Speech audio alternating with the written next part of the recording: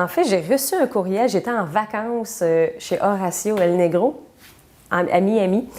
Et puis là, je me suis dit, OK, je vais déconnecter. J'avais un gros mois de janvier, février. Et puis, à un moment donné, je reçois un courriel par Facebook d'un gars qui s'appelle Rob Giles. Il me dit Salut, il dit j'aime bien ce que tu fais, tout ça. J'ai un nouveau groupe avec Andy Summers, guitariste de The Police. Et là, je fais OK. Il dit on aimerait ça que. Est-ce que tu voudrais faire l'audition pour notre groupe?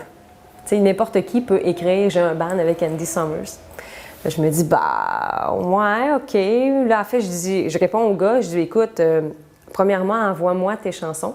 Histoire que, est-ce que c'est le style que j'aime jouer? Est-ce que je vais être confortable? Puis, tu sais, j'avais pris ça vraiment... tu sais, j'avais pas pris ça comme oh, je vais jouer avec Andy Summers. J'ai fait non, non, attends, je connais pas ce gars-là. C'est peut-être même pas vrai, tu sais. Puis, finalement, j'ai écouté, il m'a envoyé les chansons. Là, j'ai vraiment reconnu le ton à Andy. J'ai fait OK, ça, c'est vrai. Puis, j'ai dit à Rob, j'ai dit écoute, ben oui, mais écoute, renvoie-moi tout le dossier. Je vais vraiment étudier vraiment les chansons. Puis, ils m'ont invité à Los Angeles, dans le studio de Andy. Donc, ils ont tout payé le voyage. Donc, tchoc, tchoc, tchoc, tchoc. Puis, j'arrive là-bas. J'étais vraiment prête. Et là, Andy vient me chercher à l'aéroport. J'étais comme, c'est bien weird. Puis, on a pratiqué le lendemain. Puis, on dit, ben écoute, t'es dans le band. Je fais, ben là, vous pouvez prendre votre temps puis vraiment y réfléchir. Tu sais. Puis finalement, non, on dit, on veut que tu joues avec nous puis tout ça. Donc, on a fait un show à LA l'an dernier, au mois de juillet. Puis on est parti à Shanghai aussi en octobre dernier. Puis jouer pour le Shanghai Rolex Master, le championnat mondial de tennis. Puis c'était une expérience écoute, je pourrais jamais oublier ça. Là. C'est quand est-ce que tu peux être assis à côté des joueurs de tennis, mais dans ta face, là. Puis de jouer avec ces gars-là, c'était super cool. Là. C'était des conditions... c'était dans le top de mes conditions que j'ai eues à vie. Ouais, c'était cool. Damien, je l'ai rencontré en 2009 au Drumfest à Montréal. Puis il m'avait demandé, c'est ça, je jouais dans son projet Dada Show à l'époque. Et puis là, j'ai fait « Ah ben oui, pourquoi pas? » Puis j'avais jamais entendu les tunes. Ben les tunes, les pièces, les titres, comme vous dites. Et puis là, quand j'ai écouté ça, je fait « Oh my God! » Dans quoi je me suis embarquée? C'était des trucs que j'avais jamais joué de ma vie. Tu sais, c'est vraiment du drum and bass à fond. Là. Chez nous, on n'en joue pas vraiment de ça.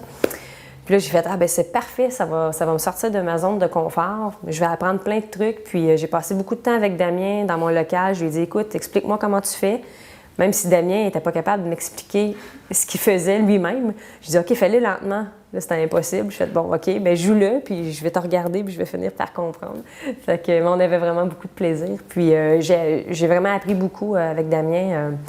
Disons que j'ai découvert de nouvelles chops. Ça, c'est cool. Puis pratiquer avec lui tout en band, c'était super le fun, c'était très formateur. Puis avec moi, il était super cool. Il était pas « Ah, ben là, faut que tu joues ça comme ça. » Je repiquais mes trucs, je le jouais à ma sauce, à moi. Puis non, on avait fait un super show à Montréal. C'était complet, puis c'était super cool. Donc non, travailler avec Damien à ce niveau-là. Puis lui, il était chanteur dans son projet. Donc ça faisait très différent, puis c'était super cool. Ouais, ça a été une bonne école Damien. Voilà. Ce spectacle-là, en fait, Stéphane, il voulait disons, dans sa nouvelle tournée, en fait, de 2014, il voulait un band sur scène avec lui parce qu'il aime chanter, il aime ça. Puis ça le manquait dans sa tournée précédente. Puis il y avait déjà eu, je crois, 2 tournées avec des bands il y a peut-être une dizaine d'années. Puis ça lui manquait. Donc, du coup, on a monté un spectacle avec des compositions originales. Puis c'est ça, son spectacle parle de lui, de sa vie actuelle. Il est très lui-même.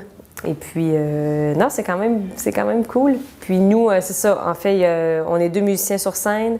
William Croft au piano qui joue de la basse et de la guitare. Et moi à la batterie, je trigue aussi toutes les séquences. Donc, si à 2, on ne peut pas fournir, ben là, je pars des trucs avec des basses, des guitares, name it.